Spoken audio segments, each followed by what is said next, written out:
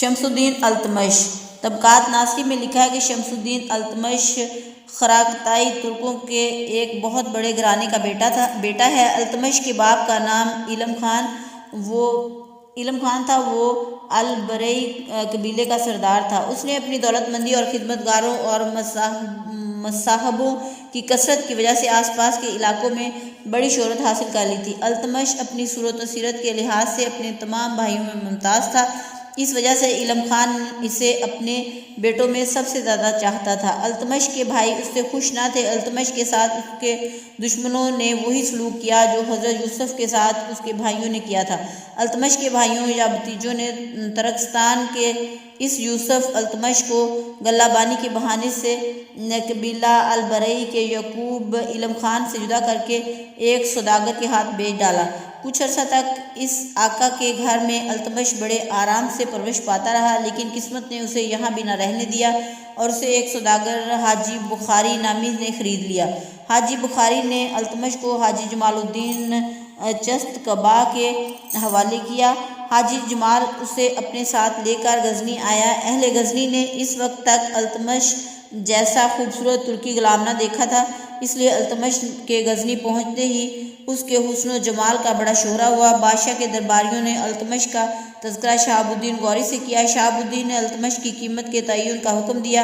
حاجی جمال کے پاس التمش کے علاوہ ایک غلام اور بھی تھا۔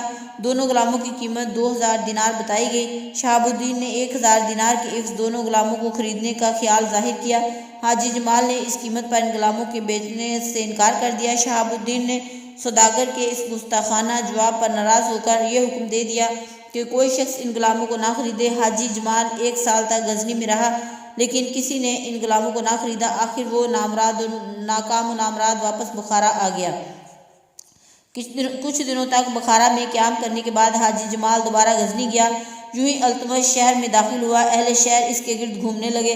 ہر دولت مند آدمی کی یہی تمنا تھی کہ وہ اسے خرید کر پرورش کرے، لیکن بادشاہ کے خوف کی وجہ سے کسی کو ہمت نہ ہوئی تھی کہ وہ حاجی جمال سے معاملے کی بات چیت کرے۔ حاجی جمال بھی اسی خوف سے خاموش تھا کہ اسی اثناء میں التمش کی قسمت کا ستارہ چمک اٹھا، یہ کہ قطب الدین ایبک راجہ نہروال کو شکست دے کر نصیر الدین خرمیل کے ساتھ غزنی آیا۔ قطب الدین نے جب التمش کے حسن کا شعرہ سنا تو اس نے شہاب الدین سے التمش کو خریدنے کے لیے اجازت مانگی۔ شہاب الدین نے جواب دیا، چونکہ میں ایک بار لوگوں کو اس غلام کے خریدنے سے منع کر چکا ہوں، اس لیے اب یہ مناسب نہیں ہے کہ میں اسے غزنی کے بازار میں بکنے کی پھر اجازت دوں۔ سوداگر دہلی میں تمہارے پاس پہنچ کر اس گراں قدر غلام کو بیچ سکتا ہے۔ سلطان قطب الدین نے کچھ دنوں تک غزنی میں قیام کیا اور پھر اپنے وزیر نظام الدین کو وہاں چند اہم کاموں کو سر انجام دینے کے لیے چھوڑ کر خود واپس دہلی آیا۔ غزنی سے روانگی کے وقت قطب الدین نے نظام الدین کو ہدایت کر دی تھی کہ وہ جب دہلی آئے تو اپنے ساتھ حاجی جمال کو بھی لیتا آئے۔ نظام الدین سلطنت کے ضروری کاموں سے فارغ ہو کر دہلی آیا اور اپنے ساتھ حاجی جمال کو بھی لیتا آیا۔ قطب الدین نے حاجی جمال کے دونوں غلاموں کو 1 لاکھ چیتل کے عوض خرید لیا۔ قطب الدین نے ایبک نامی غلام کو تخاق کے نام سے موسوم کیا اور دوسرے کا نام التمش رکھا۔ ایبک کو تو قطب الدین نے بنڈھنڈا کا امیر بنا دیا اور التمش کو بیٹا بنا کر اپنے درباریوں میں داخل کر لیا۔ قطب الدین اور یلدوز کی جنگ میں قطب الدین کی طرف سے لڑتے ہوئے ایبک کا انتقال ہو گیا اور التمش اپنے آقا کے دامن کرم میں پرورش پاتا رہا اور ترقی کرتے کرتے میر شکار کے عہدے تک پہنچا۔ قطب الدین التمش پر بڑا اعتماد کرتا تھا، یہاں تک کہ گوالیار کا قلعہ فتح کر کے التمش کو اس کا حاکم بنا دیا۔ کچھ عرصے بعد التمش کو برن اور اس کے گرد و پیش کے علاقوں کی جاگیرداری دی گئی اور بدایوں کا حاکم مقرر کیا گیا۔ جب شہاب الدین کھکھروں کو ختم کرنے کے لیے ہندوستان آیا تو شہاب الدین بھی شاہی حکم کے مطابق ایک زبردست لشکر لے کر شہاب الدین کی مدد کے لیے پنجاب کی طرف روانہ ہوا۔ التمش کو جب یہ بات معلوم ہوئی تو وہ بھی بدایوں سے ایک عظیم شان لشکر تیار کر کے قطب الدین کے پاس پہنچا اور اس کے ساتھ روانہ ہوا۔ التمش نے پنجاب کے اس معرکے میں اپنی فطری بہادری کے بڑے جوہر دکھائے اور یہ ثابت کر دیا کہ مسلمانوں کی فوج میں اس جیسا بہادر اور جیالہ سپاہی اور کوئی نہیں۔ التمش امیر الامرائی کے عہدے پر खख्खरों की फौज दरिया की दूसरी तरफ थी और हिंदू सिपाहियों पर मुसलमान सिपाहियों का कोई काबू न चलता था।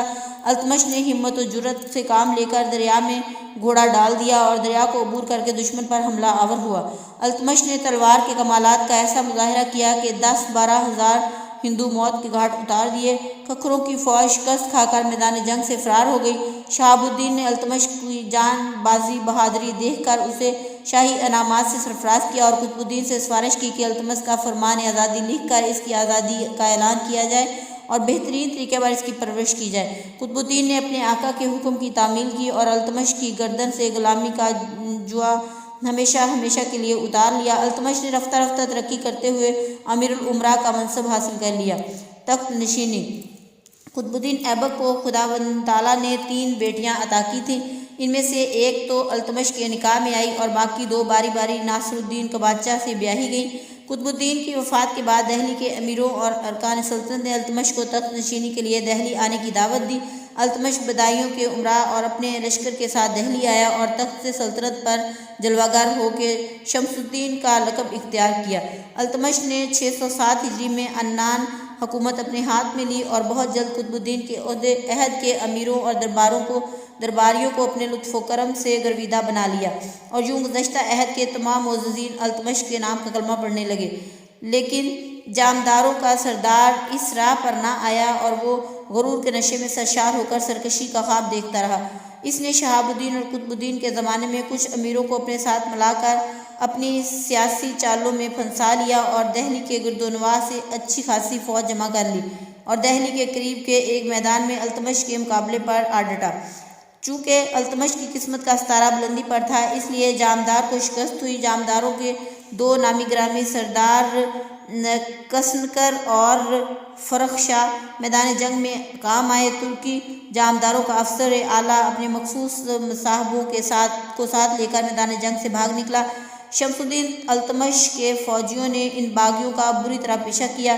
कुछ अरसे ही में इन सब बागियों को एक एक करके मौत के घाट उतार दिया। इस कामयाबी के बाद अल्तमश का कोई हरीफ बाकी न रहा और मुल्क हमेशा के लिए बागियों और सरकशों के हंगामों से पाक हो गया।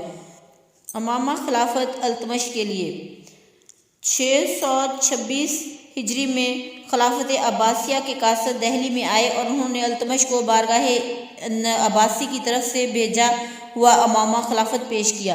अल्तमश ने इस मजहबी खलत की पूरी ताज़ीम व तकरीम की और इस खलत फ़ाखरा को ज़ेबतन करके बेइंतहा खुश हुआ। इस खुशी में इसने अपने अमीरों और दरबारियों को खलतों और अतियों से नवाजा और तमाम शहर को दुल्हन की तरह सजाकर जश्न मसरत मनाया। अभी अल्तमश इन खुशियों के हजूम में खोया हुआ ही था कि उसे अपने बड़े बेटे नासिरुद्दीन हाकम लखनवीती के इंतकाल की खबर मिली। अल्तमश को इस हादसे का बड़ा रंज हुआ। जब मातम व तज़ियत से उसे फुर्सत मिली तो वो अपने छोटे बेटे, जिसका नाम भी नासिरुद्दीन रखा था, बेइंतहा मोहब्बत करने लगा। 627 हिजरी में अल्तमश दहली के लखनवती की तरफ रवाना हुआ। वहाँ पहुंचकर इन तमाम हंगामों को ख़त्म किया जो नासिरुद्दीन की वफ़ात से इस इलाके के गोशे गोशे में उठ खड़े हुए थे। हर तरफ अमन व अमान की फ़िज़ा पैदा करने के लिए अल्तमश ने मल्क अलाउद्दीन को लखनवती का हाकिम मुकर्रर किया और ख़ुद वापस दहली आ गया। वफ़ात। अजीन के सफ़र की थकान दूर करने के लिए अल्तमश ने कुछ रोज़ दहली में आराम किया, फिर मुल्तान की तरफ चल पड़ा। यह सफ़र अल्तमश को मुवाफिक ना आया और इसकी सेहत पर बुरा असर पड़ा और वह बीमार हो गया।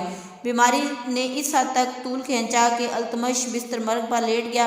उमरा सरदार अल्तमश को इसी हालत में अमारी में बिठाकर दहली लाए। दहली पहुंचकर इसकी हालत दिन ब दिन ख़राब होती चली गई, यहाँ तक कि 20 शबान 633 हिजरी को इसका इंतकाल हो गया। खुदा की रहमत इसकी लहद पर साया फगर रहे। हौज़ शमसी। हज़रत शेखुल इस्लाम फरीदुद्दीन शकरगंज अपने पीर व मुर्शद हज़रत कुतुबुद्दीन बख्तियार ओशी के मलफूज़ में तहरीर फरमाते हैं कि एक बार अल्तमश को हौज़ शमसी तमीर करवाने का शौक़ पैदा हुआ।